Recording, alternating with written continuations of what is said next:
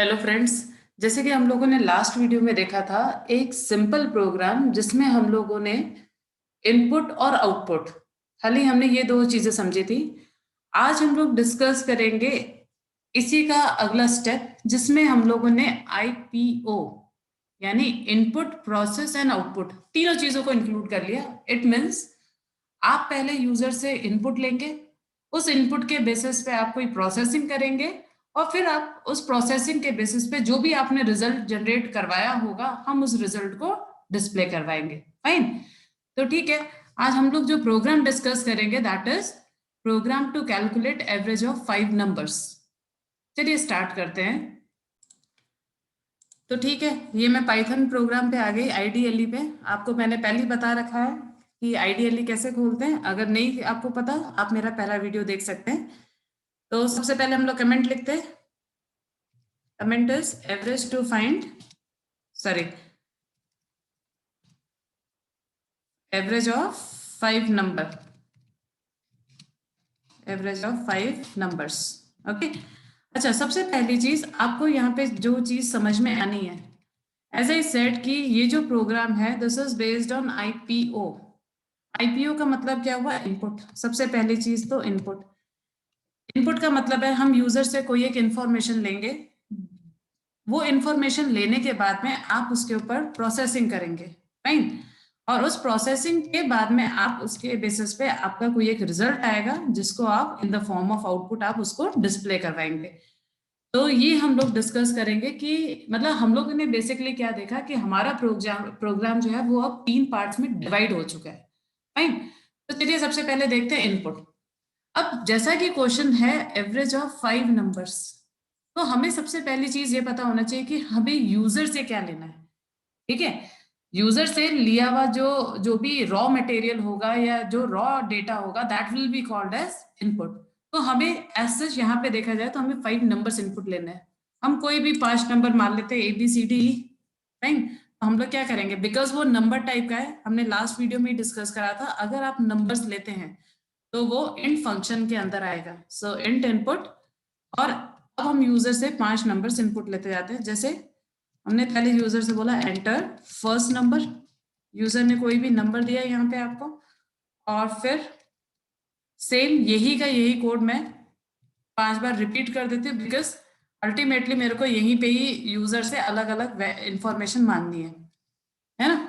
तो हम यहाँ पे क्या करते हैं, हम मान लेते हैं यहाँ पे ए, दूसरे नंबर को हमने बी मान लिया, सी।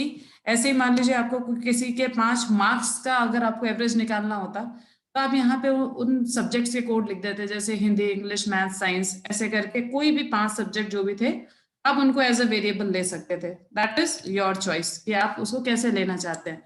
फिर ऐसे ही इनपुट फर्स्ट नंबर यहाँ पे आ जाएगा, इनपुट सेकंड नंबर, फिर इनपुट थर्ड नंबर। जो फर्स्ट टाइम प्रैक्टिस कर रहे हैं उनको कॉपी पेस्ट कम से कम यूज में लेना चाहिए। ठीक है, मेरे को आदत है मेरे को सारे कोड्स बताएं, लेकिन जब आप लोग वेरी फर्स्ट टाइम जब आप प्रैक्टिस कर रहे हैं तो आई सजेस्ट कि आप कोशिश करिए कम से कम कॉपी पेस्ट करने की, है ना, क्योंकि आप जितना ज्यादा टाइप करेंगे उतना ज्यादा आपको सारी की सारी चीजें क्लियर होंगी। नहीं तो क्या होता है, हम लोग छोटी छोटी चीजों में यहाँ पे मिस्टेक करते हैं।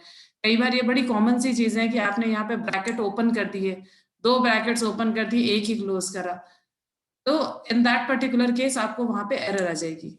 अच्छा, अब आप ये देखिए, ये जो पूरा टास्क था दिस वाज इनपुट। हमने इनपुट ले लिया, इनपुट में हमने क्या करा, 5 नंबर चाहिए थे हमारे को यूजर से, हमने वो 5 नंबर यूजर से मांग लिए। फिर उसके बाद में इनपुट के बाद में अगला प्रोसेस आता है, अगला जो स्टेप है that is output process. Process का मतलब क्या हुआ कि अब हम यहाँ पे जो भी हमारा लॉजिक है वो हम लॉजिक अप्लाई करेंगे। ऐसा यहाँ पे लॉजिक को हम सीधा ये बोल सकते हैं हमारे पास में फॉर्मूला है जिसको हमें डायरेक्टली यहाँ पे अप्लाई करना है। तो फॉर्मूला क्या रहेगा, पहले हम इसका टोटल निकालेंगे। तो total will be A plus B plus C plus D plus E. आपने टोटल निकाल लिया, जो भी टोटल आया आपको अगर उसका एवरेज निकालना है तो एवरेज क्या होगा, टोटल का डिवाइडेड बाय 5।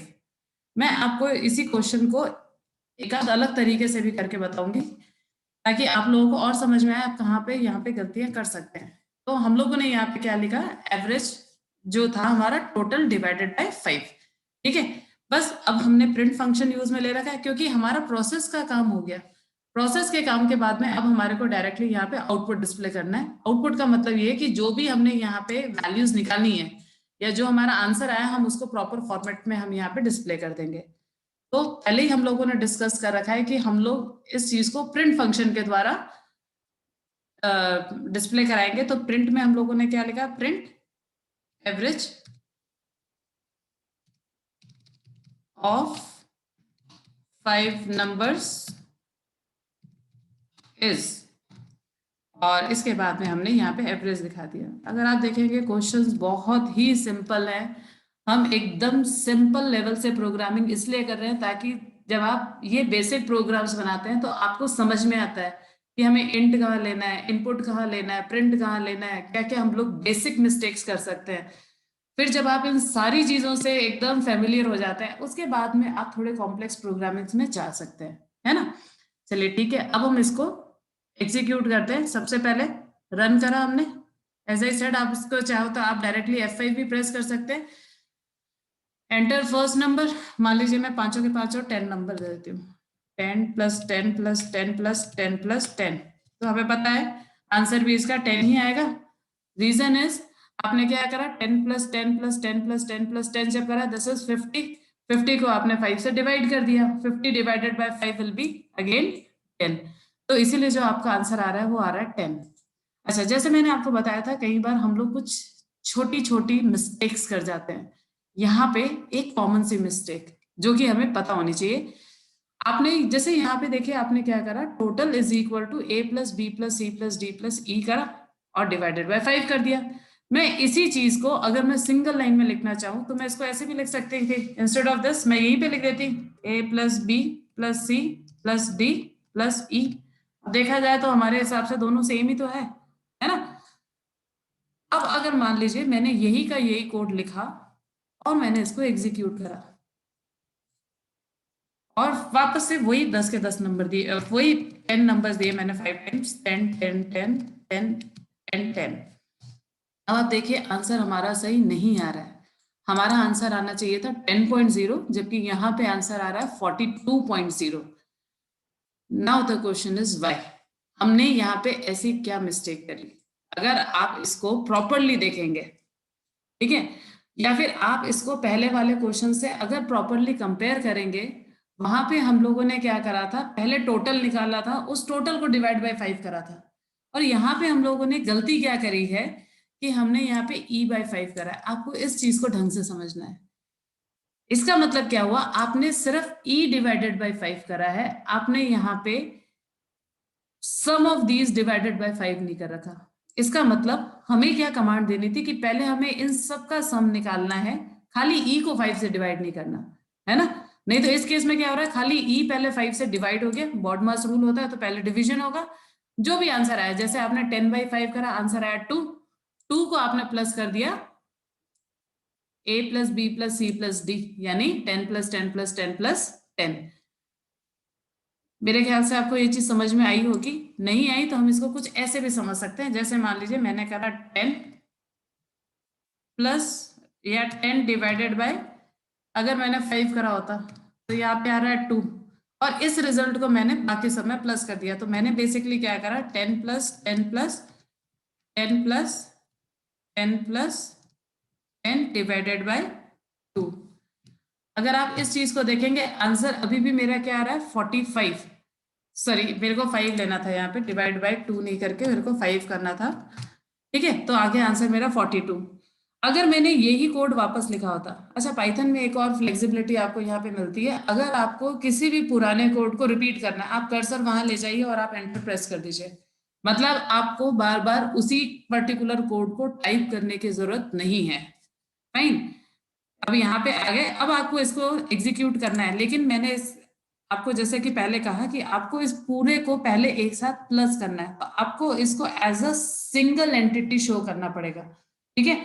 अगर मैंने इन सबको प्लस करा, यानी अब क्या होगा, अगर हम बॉडमास रूल लगाते भी हैं तो बॉडमास रूल क्या कहता है, पहले ब्रैकेट सॉल्व होगा। इट मीन्स पहले ये पांचों के पांचों नंबर्स ऐड होंगे, ऐड होने के बाद में आया आंसर 50, 50 को फिर हमने 5 से डिवाइड करा तो आंसर आ जाएगा आपका 10। अब अगर हम इसको एग्जीक्यूट करते हैं, you are getting the answer.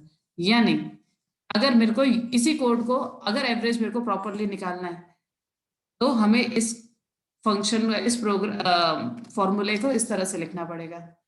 तो मेन चीज आपको क्या समझ में आनी चाहिए कि अगर आपका फॉर्मूला प्रॉपर नहीं है तो उस केस में कंप्यूटर आपको कभी कोई मिस्टेक नहीं बताएगा, उस केस में आपका आउटपुट जरूर रॉन्ग आएगा। तो अगर हमारा आउटपुट रॉन्ग आ रहा है इट मीन्स हमने कोई लॉजिकल मिस्टेक कर रखी है, यानी हमारे लॉजिक्स क्लियर नहीं है। और अगर मान लीजिए आपने कोई सिंटेक्स गलत लिख रखा है, सिंटेक्स गलत लिखने का मतलब है कि जो कंप्यूटर पाइथन के अकॉर्डिंग जो आपको स्टेटमेंट्स लिखने का जो भी तरीका है, अगर आपने उसको प्रॉपरली फॉलो नहीं करा तो उस पर्टिकुलर केस में आपके पास आती है सिंटेक्स एरर। राइट, चलिए अब मैं इसको एक बार रन करके देखती हूँ, मैं आपको दोनों चीजें समझाती हूँ कि जैसे जो मैंने पहले जो करा था दैट वाज लॉजिकल एरर। अब अगर मैं वापस से यहाँ पे 10 नंबर्स दे देती हूँ 10 टाइम्स, तो अब आप यहाँ पे देख सकते हैं मेरा आंसर एकदम परफेक्ट आ रहा है ये, यानी यहाँ पे मैंने जो करा था दैट वाज लॉजिकल एरर।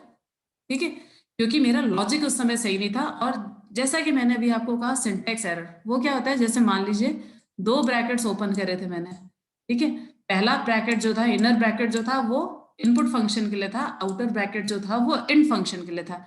मान लीजिए मैं बाई मिस्टेक इसको बंद करना भूल गई, ठीक है। अब मैं अगर इसी प्रोग्राम को रन करती हूँ तो अब इस पर्टिकुलर केस में अगर आप देखेंगे यहाँ पे इनवैलिड सिंटेक्स लिखा हुआ आ रहा है।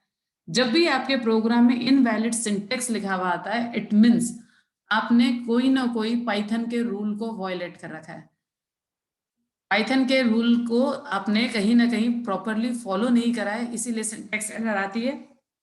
उस पर्टिकुलर केस में या तो आप उसी लाइन को चेक करें या फिर उससे जस्ट पहले वाली लाइन के कोड को आप चेक करें, ठीक है। अब अगर मैं इसको एग्जीक्यूट करूंगी तो मेरा एकदम सही आंसर आएगा विदाउट एनी एरर। चलिए फ्रेंड्स, मेरे को ऐसा लगता है कि ये वाला क्वेश्चन आप प्रोग्राम आप लोगों को बहुत अच्छे से समझ में आया होगा। आप लोग भी इस प्रोग्राम को टाइप करिएगा, प्रैक्टिस करिएगा, बिकॉज जितनी आप ज्यादा प्रैक्टिस करेंगे उतने आपके बेसिक क्लियर होंगे। ठीक है, फिर हम लोग नेक्स्ट सीरीज में फिर से मिलते हैं अगले क्वेश्चन के साथ में। Thank you so much.